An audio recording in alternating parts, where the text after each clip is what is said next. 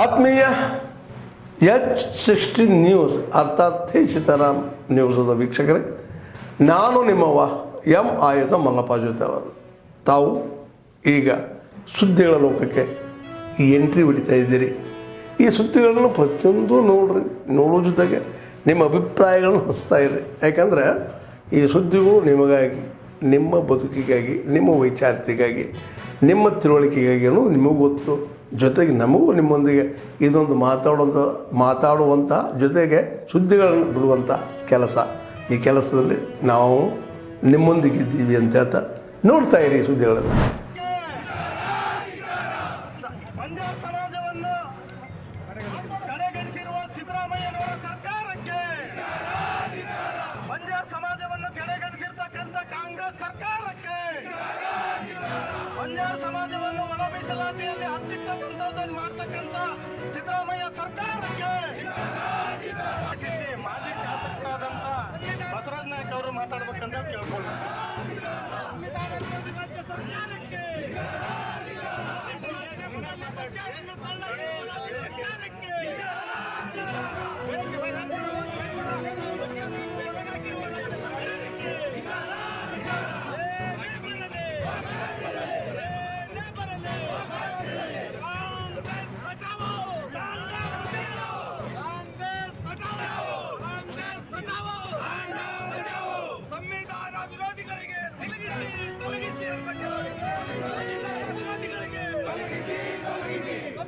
ವಿರೋಧಿಗಳಿಗೆ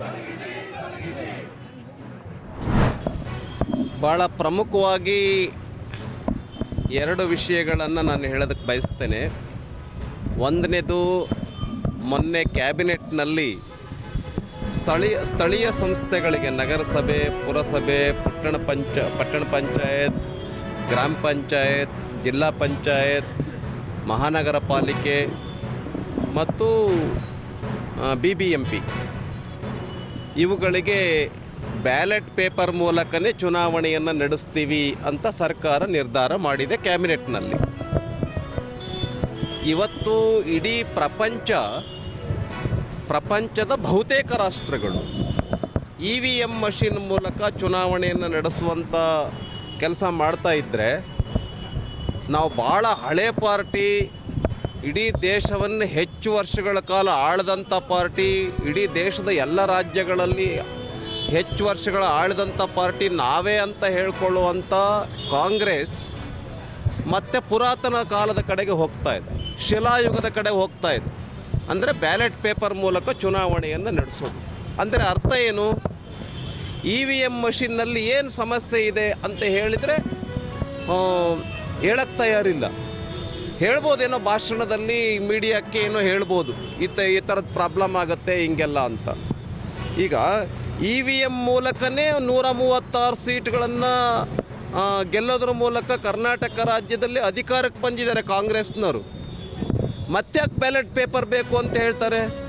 ಇದೇ EVM machine ಮೂಲಕನೇ ತೆಲಂಗಾಣದಲ್ಲಿ ಅಧಿಕಾರಕ್ಕೆ ಬಂದಿದ್ದಾರೆ, ಹಿಮಾಚಲ್ ಪ್ರದೇಶದಲ್ಲಿ ಅಧಿಕಾರಕ್ಕೆ ಬಂದಿದ್ದಾರೆ, ವೆಸ್ಟ್ ಬೆಂಗಾಲ್ನಲ್ಲಿ ಮಮತಾ ಬ್ಯಾನರ್ಜಿ 3ನೇ ಬಾರಿಗೆ ಅಧಿಕಾರಕ್ಕೆ ಬಂದಿದ್ದಾರೆ, ತಮಿಳುನಾಡಲ್ಲಿ DMK ಅಧಿಕಾರಕ್ಕೆ ಬಂದಿದೆ, ಕೇರಳದಲ್ಲಿ ಕಮ್ಯುನಿಸ್ಟ್ ಪಾರ್ಟಿ ಅಧಿಕಾರಕ್ಕೆ ಬಂದಿದೆ. EVM ಇದ್ದರೆ BJPನೇ ಅಧಿಕಾರಕ್ಕೆ ಬರುತ್ತೆ ಅಂತಾದರೆ ಇವೆಲ್ಲ ರಾಜ್ಯಗಳಲ್ಲಿ ನಾವೇ ಬರ್ತಾ ಇದ್ವಿ. ವೆಸ್ಟ್ ಬೆಂಗಾಲ್ನಂಥ ದೊಡ್ಡ ರಾಜ್ಯನ ನಾವ್ಯಾಕೆ ಕೈ ಬಿಡ್ತಾ ಇದ್ವಿ? ತಮಿಳುನಾಡಂಥ ದೊಡ್ಡ ರಾಜ್ಯವನ್ನು ನಾವ್ಯಾಕೆ ಕೈ ಬಿಡ್ತಾ ಇದ್ವಿ? ಹಾಗಾಗಿ ನಮ್ಮ ಕಾಂಗ್ರೆಸ್ಗೆ ಒಂದು ಸ್ವಲ್ಪ ನಾಚಿಕೆ ಬರಬೇಕು, ಸ್ವಲ್ಪ ನಾಚಿಕೆ ಆಗಬೇಕು. ನಾವು ಇಲ್ಲ ಶಿಲಾಯುಗದ ಕಡೆಗೆ ಹೋಗ್ತೀವಿ, ಪುರಾತನ ಕಾಲದ ಕಡೆಗೆ ಹೋಗ್ತೀವಿ, ಬ್ಯಾಲೆಟ್ ಪೇಪರ್ನ ಮೂಲಕ ಎಲೆಕ್ಷನ್ ಮಾಡೋಣ. ಎಷ್ಟು ದಿನ ಕೌಂಟಿಂಗ್ ಮಾಡೋದು? ಅಧಿಕಾರಿಗಳ ಪರಿಸ್ಥಿತಿ ಏನಾಗತ್ತೆ? ಸರ್ಕಾರಿ ನೌಕರರ ಪರಿಸ್ಥಿತಿ ಏನಾಗತ್ತೆ? ಕಡಿಮೆ ಶ್ರಮದಲ್ಲಿ ಏನೇನು ಭ್ರಷ್ಟಾಚಾರ ಇಲ್ಲದೇ, ಏನೇನು ಅವ್ಯವಹಾರ ಇಲ್ಲದೇ EVM ಮಷಿನ್ ಮೂಲಕ ಬೇಗ ರಿಸಲ್ಟ್ ಬರುತ್ತೆ, ಬೇಗ ಎಲೆಕ್ಷನ್ ಮಾಡಬಹುದು. ನಾವು ತಂತ್ರಜ್ಞಾನವನ್ನು ಹೆಚ್ಚೆಚ್ಚು ಉಪಯೋಗಿಸೋದ್ರ ಮೂಲಕ ಜನಕ್ಕೆ ಹತ್ತಿರ ಆಗಬೇಕು ಅಂತೇಳಿ ಪ್ರಪಂಚ ಪ್ರಯಾಣ ಮಾಡ್ತಾ ಇದ್ದರೆ, ಕಾಂಗ್ರೆಸ್ ಪಾರ್ಟಿ ಮಾತ್ರ ಕರ್ನಾಟಕ ರಾಜ್ಯದಲ್ಲಿ ಇಲ್ಲ ನಾವು ಶಿಲಾಯುಗದ ಕಡೆಗೆ ಹೋಗ್ತೀವಿ ಅಂತ ಹೇಳ್ತಾ ಇರ್ತಕ್ಕಂಥದ್ದು ಅತ್ಯಂತ ನಾಚಿಕೆಗೇಡಿನ ಸಂಗತಿ ಅಂತ ಹೇಳ್ತಾ, ಯಾರೋ ರಾಹುಲ್ ಗಾಂಧಿಯವರು ಹೇಳಿದರು ಅನ್ನೋ ಕಾರಣಕ್ಕೋಸ್ಕರವಾಗಿ ಯಾವುದೇ ವೈಜ್ಞಾನಿಕ ಕಾರಣಗಳಿಲ್ಲದೇ, ಯಾವುದೇ ತಾತ್ವಿಕ ಆಧಾರಗಳಿಲ್ಲದೇ ಮತ್ತೆ ಬ್ಯಾಲೆಟ್ ಪೇಪರ್ನ ಮೂಲಕನೇ ಚುನಾವಣೆ ನಡೆಸ್ತೀವಿ ಅಂತ ಹೇಳ್ತಕ್ಕಂಥದ್ದು ಅತ್ಯಂತ ಹಾಸ್ಯಾಸ್ಪದ. ಇದನ್ನು ಭಾರತೀಯ ಜನತಾ ಪಾರ್ಟಿ ನಾವೆಲ್ಲ ವಿರೋಧ ಮಾಡ್ತೇವೆ. ಒಂದು ವೇಳೆ ಇದನ್ನು ಜಾರಿಗೆ ತಂದಿದ್ದೇ ಆದರೆ ನಾವು ಕರ್ನಾಟಕ ರಾಜ್ಯಾದ್ಯಂತ ಭಾಳ ದೊಡ್ಡ ಹೋರಾಟವನ್ನು ಮಾಡ್ತೀವಿ ಅಂತ ಹೇಳೋದಕ್ಕೆ ಬಯಸ್ತೇನೆ. ಈಗ ಉದಾಹರಣೆಗೆ ರಾಹುಲ್ ಗಾಂಧಿ ಅವ್ರನ್ನ ಗೆಲ್ಬಿಡ್ತಾ ಇದ್ವಿ ನಾವು. EVM ಮಷಿನ್ ಮೂಲಕ BJPನೇ ಗೆದ್ದುಬಿಡುತ್ತೆ ಅಂತ ಆದರೆ ಎರಡೆರಡು ಕಡೆ ರಾಹುಲ್ ಗಾಂಧಿಗೆ ಹೆಂಗೆ ಗೆಲ್ಲಕ್ಕೆ ಬಿಡ್ತಿದ್ವಿ ನಾವು? ಕೇರಳದಲ್ಲೂ ಗೆಲ್ತಾರೆ, ಉತ್ತರ ಪ್ರದೇಶದಲ್ಲೂ ಗೆಲ್ತಾರೆ ಅಂತ ನಾವ್ಯಾಕೆ ಬಿಡ್ತಿದ್ವಿ? ಹಾಗಾಗಿ ಏನೇನು ಆಧಾರ ಇಲ್ಲ, ಇಟ್ ಈಸ್ ಬೇಸ್ಲೆಸ್ ಅಲಿಗೇಷನ್. ಯಾವುದೇ ವೈಜ್ಞಾನಿಕ ತಳಹದಿ ಇಲ್ದೇ ಬುಡ ಇಲ್ದೇ ಸುಮ್ಮನೆ ಒಂದು ಗೊಡ್ಡು ವಾದಗಳ ಆಧಾರದಲ್ಲಿ ನಾವು ಮತ್ತೆ ಬ್ಯಾಲೆಟ್ ಪೇಪರ್ ಮೂಲಕ ಎಲೆಕ್ಷನ್ಗೆ ಹೋಗ್ತೀವಿ ಅಂತ ಹೇಳ್ತಕ್ಕಂಥದ್ದು ಸರಿಯಲ್ಲ ಅಂತ ಹೇಳೋದಕ್ಕೆ ಬಯಸ್ತೇನೆ. ಒಂದು. ಎರಡನೇದು, ಧರ್ಮಸ್ಥಳದ ವಿಚಾರದಲ್ಲಿ ಈಗ ಅಲ್ಲಿನ ಬುರುಡೆ ಎಲ್ಲಿಂದ ಬಂತು? ಕಸ್ತೂರ್ಬಾ ಮೆಡಿಕಲ್ ಕಾಲೇಜಿಂದ ಬಂತ? ಅಲ್ಲಿಂದ ತೆಗೆದುಕೊಂಡು ಬಂದವರು ಯಾರು? ಆ ಬುರುಡೆ ಎಲ್ಲಿದು? ಇದ್ರ ಬಗ್ಗೆನೂ ಕೂಡ ಸರಿಯಾದ ಎಂಕ್ವೈರಿ ಆಗಬೇಕಾಗಿದೆ. ಎರಡನೇದು, ಯೂಟ್ಯೂಬರ್ಸು ಕೇರಳದಿಂದನೂ ಕೂಡ ಕೆಲವರು ಬಂದಿದ್ದಾರೆ, ತಮಿಳ್ನಾಡಿಂದ ಬಂದಿದ್ದಾರೆ. ಧರ್ಮಸ್ಥಳದ ಹೆಸರನ್ನು ಹಾಳು ಮಾಡೋದಕ್ಕೆ, ಕೆಸರೆರಚೋದಕ್ಕೆ ಒಂದು ದೊಡ್ಡ ಪಿತೂರಿಯನ್ನು ಮಾಡಿದ್ದಾರೆ, ಷಡ್ಯಂತ್ರವನ್ನು ಮಾಡಿದ್ದಾರೆ. ಇದರೊಳಗಡೆ ಕಾಂಗ್ರೆಸ್ನವರು ಅನೇಕ ನೇತಾಗಳು ಇದರೊಳಗಡೆ ಇದ್ದಾರೆ. ಈ ಎಲ್ಲ ಹಿನ್ನೆಲೆಯಲ್ಲಿ ಕೇರಳ ಇದೆ, ತಮಿಳ್ನಾಡಿದೆ, ಕರ್ನಾಟಕದಲ್ಲಿ ಇದ್ದಾರೆ, ಅನೇಕರು ಬುದ್ಧಿಜೀವಿಗಳಿದ್ದಾರೆ, ಕಮ್ಯುನಿಸ್ಟ್ರಿದ್ದಾರೆ, ಪ್ರಗತಿಪರರಿದ್ದಾರೆ, ಅನೇಕ ಜನ ಹಳೆ ಪತ್ರಕರ್ತರಿದ್ದಾರೆ ಇದರೊಳಗಡೆ. ಇದೆಲ್ಲವೂ ಕೂಡ ವಿಸ್ತಾರವಾಗಿ ಆಳವಾಗಿ ತನಿಖೆ ಆಗಬೇಕು ಅಂತ ಹೇಳಿದರೆ SITಯಿಂದ ಸಾಧ್ಯ ಇಲ್ಲ. ಇದರ ವ್ಯಾಪ್ತಿ ಭಾಳ ದೊಡ್ಡದಿದೆ. ಕರ್ನಾಟಕ ರಾಜ್ಯದಿಂದ ಹೊರಗಡೆ ಇರ್ತಕ್ಕಂಥ ರಾಜ್ಯಗಳು ಇರೋದರಿಂದ NIA ಎಂಕ್ವೈರಿ ಆಗಬೇಕು ಅಂತೇಳಿ ಭಾರತೀಯ ಜನತಾ ಪಾರ್ಟಿಯಿಂದ ನಾವು ಡಿಮ್ಯಾಂಡ್ ಮಾಡಿದ್ದೇವೆ. ಡಿಮ್ಯಾಂಡ್ ಮಾಡಿ ಅಷ್ಟೇ ಅಲ್ಲ, ಇಮಿಡಿಯೇಟಾಗಿ NIA ಎಂಕ್ವೈರಿ ಆಗಬೇಕು ಅಂತ ಆಗ್ರಹ ಪಡಿಸ್ತೇವೆ. ಗಿರೀಶ್ ಮಠಣ್ಣ ಅವರು ತಂದಿದ್ದಾರೆ ಅಂತ ಹೇಳ್ತಾ ಇದ್ದಾರೆ, ಅಥವಾ ಬೇರೆ ಇನ್ಯಾರೋ ತಂದಿದ್ದಾರೆ ಅಂತ ಹೇಳ್ತಾ ಇದ್ದಾರೆ. ಇದೆಲ್ಲದರ ಬಗ್ಗೆ NIA ಎಂಕ್ವೈರಿ ಆಗಬೇಕು. ಧನ್ಯವಾದ. नौकाओं का यानी लार्ज शिप्स का निर्माण और उपयोग किया जाता था। यदि केवल एक प्रमाण देखना हो तो अजंता की गुम्फाओं के चित्रों में आप विशालकाय नौकाएं भी चित्रों देख सकते हैं। रोमन एम्पायर में सबसे समृद्ध लोग भारत में बनी वस्तुओं का उपयोग करना अपनी शान समझते थे। विश्व के सभी क्षेत्रों में स्वर्ण मुद्राएं तथा अन्य बहुमूल्य धातुओं के सिक्के भारत पहुंचते थे। इतिहास को रोचक शैली में लिखने वाले एक समकालीन लेखक ने प्राचीन भारत के India the sink of world's most precious metals कहा है।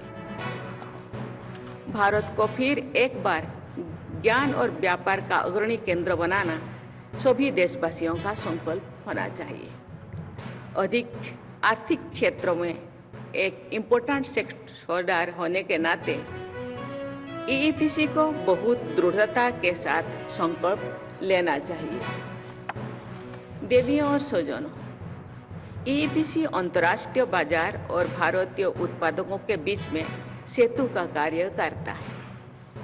आपको ग्लोबल वैल्यू चेन में भारत की भूमिका को तथा भारत के उद्यमियों की भूमिका को निरंतर विस्तार देना है।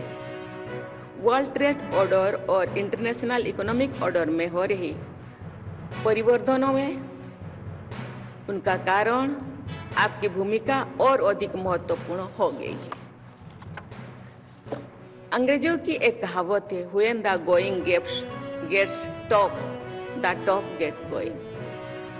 कोविड की महामारी से मानव समुदाय के समक्ष स्वास्थ्य का ऐसा गंभीर संकट आया था जिसके तुलना लगभग 100 वर्षों से पहले स्पेनिश फ्लू नामक वैश्विक महामारी से की गई थी। ಆದ್ಮೇಲೆ ಎಲ್ಲ ಸುದ್ದಿಗಳನ್ನು ನೋಡಿದ್ರಲ್ಲ, ಏನು ಅನಿಸ್ತು ನಿಮಗೆ?